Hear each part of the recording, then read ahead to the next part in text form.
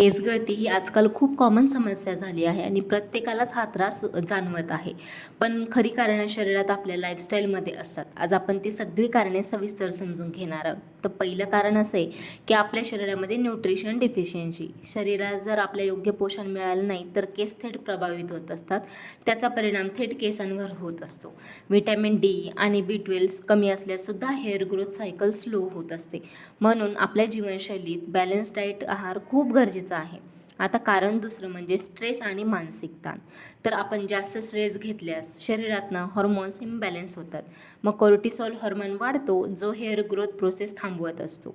तसंच स्ट्रेसमुळे झोप कमी तर होतेच आणि शरीराची रिपेअर सिस्टीमसुद्धा नीट काम करत नाही आणि याचा थेट असर मग आपल्या केसांवर होऊन हेअरफॉल जास्त प्रमाणात अजून वाढतो.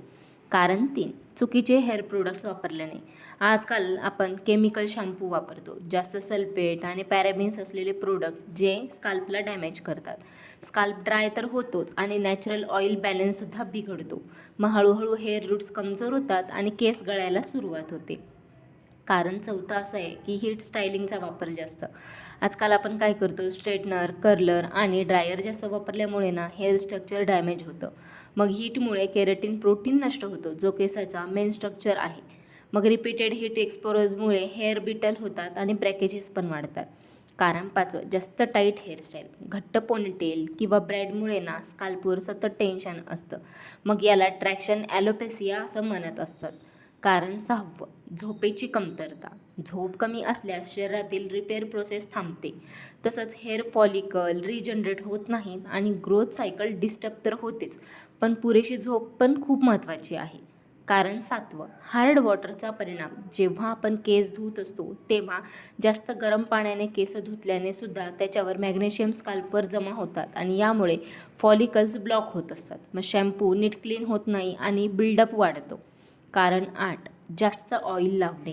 आपल्याला वाटतं की जास्त तेल जर लावलं तर केसांची जास्त ग्रोथ होते, पण जास्त तेल लावल्याने पोरसुद्धा ब्लॉक होतात. मग स्कॅल्पमध्ये ना आपल्या घाण जमा होते आणि ऑक्सिजन सप्लाय कमी होतो. मग यामुळे हेअर फॉलिकल्स सफोकेट होतात आणि हेअरफॉलसुद्धा वाढतो. कारण 9, ओले केस बांधणे.